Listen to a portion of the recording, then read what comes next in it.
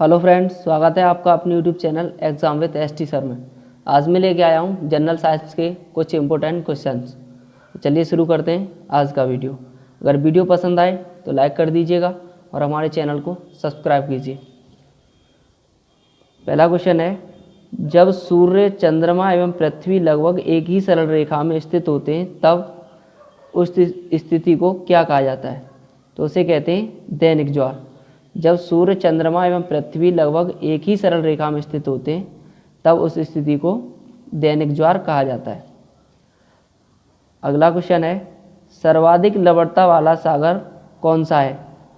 तो वो है वॉन लेक। सर्वाधिक लवणता वाला सागर वॉन लेक है। अगला है, किस प्रकार की मृदा का निर्माण रेगिस्तानी या उपरेगिस्तानी जलवायु दशाओं के अंतर्गत होता है? तो वो होती है एरिडोसॉल। एरिडोसॉल प्रकार की मृदा का निर्माण रेगिस्तानी या उपरेगिस्तानी जलवायु दशाओं के अंतर्गत होता है। अगला है, जल में पनपने वाले पौधों को क्या कहते हैं? तो उन्हें कहते हैं हाइड्रोफाइट्स। जल में पनपने वाले पौधों को हाइड्रोफाइट्स कहा जाता है। अगला क्वेश्चन है, मालाबार क्षेत्र में किस प्रकार की वनस्पति मिलती है? तो ये होती है वर्षावन।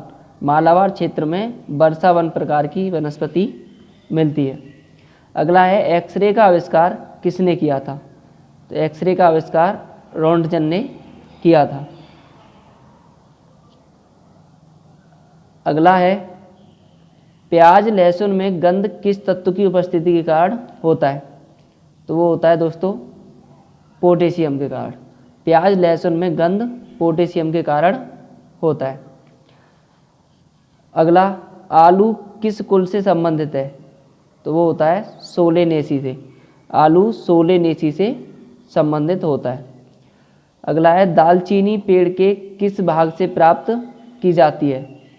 तो दालचीनी पेड़ की छाल से प्राप्त की जाती है। अगला क्वेश्चन है, तारपीन का तेल किससे प्राप्त होता है? तो ताड़ के वृक्ष से। तारपीन का तेल ताड़ के वृक्ष से प्राप्त होता है। अगला क्वेश्चन है, इस सदी के प्रारंभ में हवाई जहाज का आविष्कार किसने किया था? Wright brothers. इस सदी के प्रारंभ में हवाई जहाज का आविष्कार राइट ब्रदर्स ने किया था।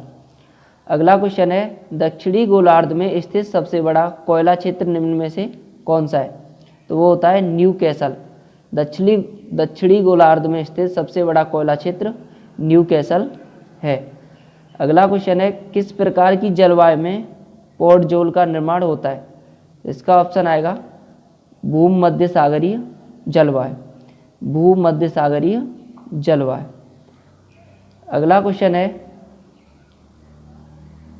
पेट में भोजन को पचाने के लिए निम्नांकित में से किसकी खास आवश्यकता होती है?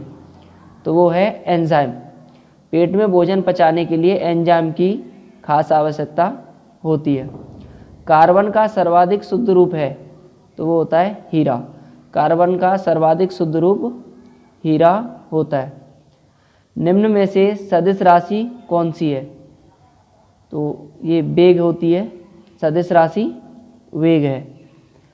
वाहनों से निकलने वाली प्रदूषित गैस मुक्त है?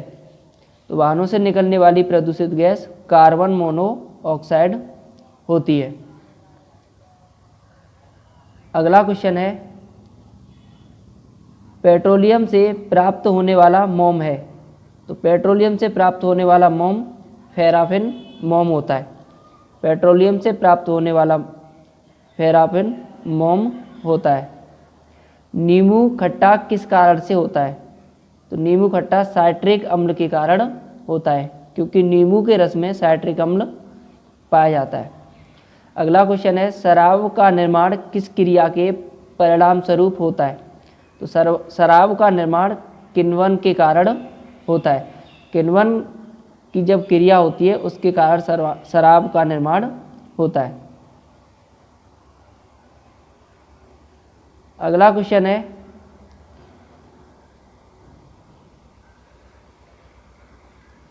पौधे के किस भाग से कॉफ़ी प्राप्त होती है? तो कॉफ़ी बीजों से प्राप्त होती है। अगला क्वेश्चन है, निम्नलिखित में से किसमें प्रोटीन का सबसे अधिक स्रोत पाया जाता है? तो इसका आंसर है सोयाबीन।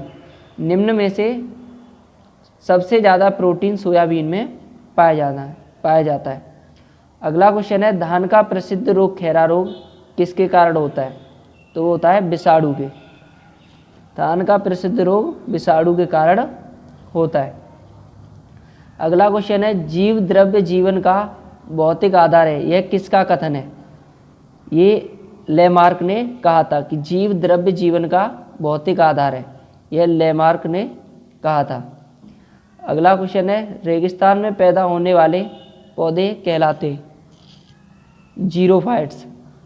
रेगिस्तान में पैदा होने वाले पौधे जीरोफाइट्स कहलाते हैं। अगला क्वेश्चन है, सूर्य की ऊष्मा पृथ्वी पर निम्नलिखित में से किस प्रकार के संचार माध्यम से आती है? तो वो आती है विकिरण के कारण। सूर्य की ऊष्मा पृथ्वी पर विकिरण के कारण आती है। अगला क्वेश्चन है, माइक्रोफोन का आविष्कार किसे माना जाता है? माइक्रोफोन का आविष्कारक किसे माना जाता है? वो है ग्राहम बेल। माइक्रोफोन का आविष्कारक ग्राहम बेल को माना जाता है। अगला क्वेश्चन है, मैनोमीटर के द्वारा किसकी माप की जाती है? तो मैनोमीटर के द्वारा गैसों का दाब मापा जाता है। अगला क्वेश्चन है, निम्नलिखित में से शुद्ध तत्व कौन सा है? तो शुद्ध तत्व होता है सोडियम। अगला क्वेश्चन है, सूर्य की किरणों की तीव्रता मापने वाले उपकरण को क्या कहते हैं? सूर्य की किरणों की तीव्रता मापने वाले उपकरण को एक्टिनोमीटर कहा जाता है। अगला क्वेश्चन है, हाइड्रोजन का अवशोषण करने वाली धातु कौन सी है? हाइड्रोजन का अवशोषण करने वाली धातु पैलेडियम होती है। अगला क्वेश्चन है, क्यूरी निम्नलिखित में से किसकी इकाई का नाम है? तो क्यूरी रेडियो एक्टिव धर्मिता की इकाई है। क्यूरी रेडियो एक्टिव धर्मिता की इकाई है। अगला क्वेश्चन है, वायु में थोड़ी देर रखने पर किसी धातु के ऊपर हरे रंग के बेसिक कार्बोनेट की परत जम जाती है, वह धातु कौन सी है? वह धातु होती है ताम्र। ताम्र को थोड़ी देर अगर वायु में रख दिया जाए तो उसके ऊपर हरे रंग की बेसिक कार्बोनेट की परत जम जाती है। अगला क्वेश्चन है, तारे अपनी ऊर्जा किस प्रकार प्राप्त करते हैं? ये आएगा नाभिकीय संयोजन के फलस्वरूप। तारे अपनी ऊर्जा नाभिकीय संयोजन के फलस्वरूप प्राप्त करते हैं। अगला है, लोहे पर जंग लगना किसका उदाहरण है? लोहे पर जंग लगना ऑक्सीकरण का उदाहरण है। अगला क्वेश्चन है, निम्न में से कौन सी गैस वायु से हल्की है? वायु से हल्की अमोनिया गैस होती है। अगला क्वेश्चन है, श्वेत प्रकाश की नली में किस प्रकार पैदा किया जाता है? श्वेत प्रकाश को नली में किस प्रकार पैदा किया जाता है? तो ये होता है तंतु को गर्म करके। श्वेत प्रकाश को नली में तंतु को गर्म करके पैदा किया जाता है। अगला है, निम्नलिखित में से कौन सी गैस वायु को सबसे अधिक प्रदूषित करती है? तो वायु को सबसे अधिक प्रदूषित करने वाली गैस कार्बन मोनोऑक्साइड होती है। अगला क्वेश्चन है, लोहा का प्रचुर मात्रा में किसमें पाया जाता है? लोहा प्रचुर मात्रा में किसमें पाया जाता है? प्रचुर मात्रा में लोहा हरी सब्जियों में पाया जाता है। तो इसका आंसर हरी सब्जियों में होगा। अगला क्वेश्चन है, तांबा मुख्य रूप से विद्युत चालन के लिए प्रयोग किया जाता है क्योंकि इसकी विद्युत प्रतिरोधकता निम्न होती है। तांबा मुख्य रूप से विद्युत चालन के लिए इसलिए प्रयोग किया जाता है क्योंकि इसकी विद्युत प्रतिरोधकता निम्न होती है। अगला है, केमिस्ट्री रसायन शब्द की उत्पत्ति किस देश से हुई थी? इसका आंसर है मिस्र से।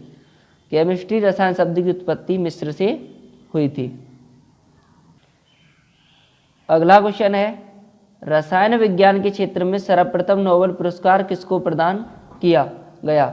तो वो है J.H. वॉन्ट हॉक को। रसायन विज्ञान के क्षेत्र में सर्वप्रथम नोबेल पुरस्कार J.H. वॉनटॉक को प्रदान किया गया। अगला क्वेश्चन है पॉजिट्रॉन की खोज किसने की थी? तो इसका आंसर होगा गोल्डस्टीन ने। प्रोटॉन की खोज गोल्डस्टीन ने की थी। अगला क्वेश्चन है नाभिक की द्रव्यमान संख्या क्या होती है? नाभिक की द्रव्यमान संख्या क्या होती है? तो इसका आंसर होगा नाभिक में न्यूक्लियनों की संख्या। नाभिक में जितने न्यूक्लियन की संख्या होती है उतनी नाभिक की द्रव्यमान संख्या होती है। अगला क्वेश्चन है चट्टानों की आयु ज्ञात करने के लिए रेडियो एक्टिव आयु अंकन में किस समस्थानिक का उपयोग किया जाता है? तो इसका आंसर होगा यूरेनियम का। चट्टानों की आयु ज्ञात करने के लिए रेडियो एक्टिव आयु अंकन में किस समस्थानिक का उपयोग किया जाता है? तो वो किया जाता है यूरेनियम का। अगला क्वेश्चन है आइसोटोन क्या होते हैं? आइसोटोन समान संख्या में न्यूट्रॉन। समान संख्या में न्यूट्रॉन को आइसोटोन कहा जाता है। अगला क्वेश्चन है कार्बन मोनोऑक्साइड तथा नाइट्रोजन गैस के गैसीय मिश्रण को क्या कहते हैं? कार्बन मोनोऑक्साइड तथा नाइट्रोजन गैस के गैसीय मिश्रण को प्रोड्यूसर गैस कहा जाता है। अगला क्वेश्चन है एलपीजी में कौन सी गैस मुख्य होती है? एलपीजी में ब्यूटेन गैस मुख्य होती है। ब्यूटेन और प्रोपेन को मिलकर एलपीजी बनती है, लेकिन सबसे मुख्य गैस है वो एलपीजी में ब्यूटेन होती है, जिसे हम रसोई गैस भी कहते हैं। एलपीजी को रसोई गैस भी कहा जाता है। अगला क्वेश्चन है कपूर को किस विधि द्वारा शुद्ध किया जाता है?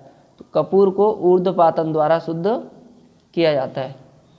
अगला क्वेश्चन है मेंडलीफ की आवर्त सारणी में तत्वों के वर्गीकरण का आधार क्या है? तो मेंडलीफ की आवर्त सारणी में तत्वों के वर्गीकरण का आधार परमाणु द्रव्यमान है। तत्वों का वर्गीकरण परमाणु द्रव्यमान के द्वारा किया गया है। मेंडलीफ की आवर्त सारणी में तत्वों का वर्गीकरण परमाणु द्रव्यमान के द्वारा किया गया है। अगला क्वेश्चन है किस खनिज से रेडियम प्राप्त किया गया था? तो इसका राइट आंसर है पिचब्लेंड। पिचब्लेंड द्वारा रेडियम प्राप्त किया गया था। अगला क्वेश्चन है फोटोग्राफी में उपयोगी यौगिक तत्व कौन सा है? तो फोटोग्राफी में जो उपयोगी तत्व होता है वो होता है सिल्वर ब्रोमाइड। अगला क्वेश्चन है वाहनों से निकलने वाली प्रदूषित गैस मुख्यतः कौन सी है? तो वो होती है कार्बन मोनोऑक्साइड। अगला क्वेश्चन है भारत में मीथेन गैस का एक बड़ा स्रोत क्या है? वो आंसर है हमारा उसका धान का खेत। धान का खेत मीथेन गैस का एक सबसे बड़ा स्रोत है। मानव शरीर में यूरिया सबसे अधिक किस में पाया जाता है या किस में होता है? तो वो होता है मूत्र में। मानव शरीर में यूरिया सबसे अधिक मूत्र में पाया जाता है। भोजन का ऊर्जा में परिवर्तित कोशिका के किस भाग में होता है? तो उसका आंसर होगा माइटोकॉन्ड्रिया। भोजन का ऊर्जा में परिवर्तन कोशिका के किस भाग में होता है? तो वो माइटोकॉन्ड्रिया में होता है। अगला क्वेश्चन है कोशिका सिद्धांत का प्रतिपादन किस वैज्ञानिक ने किया था? तो कोशिका सिद्धांत का प्रतिपादन स्लाइडेन और स्वान ने किया था। अगला क्वेश्चन है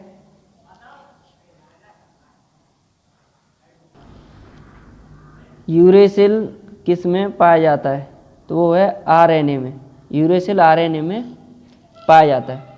तो फ्रेंड्स मैंने ये क्वेश्चन तुम्हारे कंप्लीट करा दिए। अब इसी तरीके के क्वेश्चन लेके आऊँगा अगले वीडियो में। तब तक बने रहिए हमारे चैनल के साथ।